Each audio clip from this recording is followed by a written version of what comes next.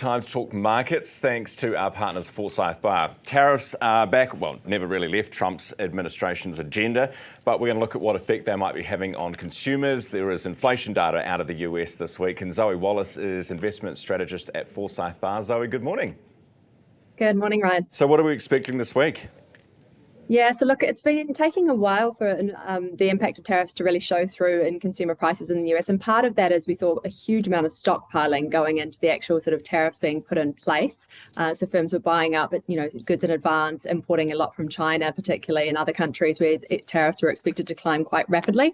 And so it's taken a while for those stockpiles to be worked through and actually start to see sellers have to lift consumer prices to cover the increased cost of importing goods from overseas. But inflation is starting to creep up in the US and expected to hit 2.6% at a headline level in June. That's not, catastrophic in terms of, an aggregate at this point, but it does show that inflation is trending higher. What about China?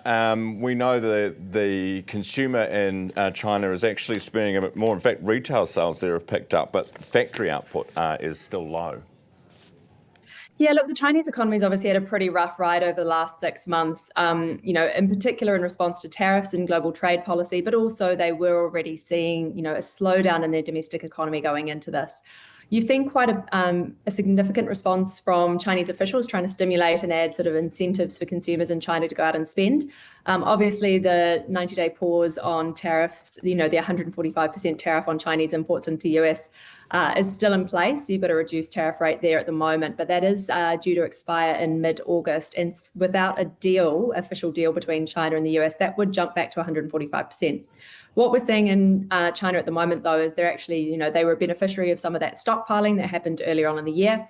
And actually, the economy is expected to grow at a reasonable pace of sort of above 5% over the annual rate in Q2. So things holding in there okay. But look, I think for New Zealand, it's really important to remember that China actually matters a lot more for our export sector than the US does.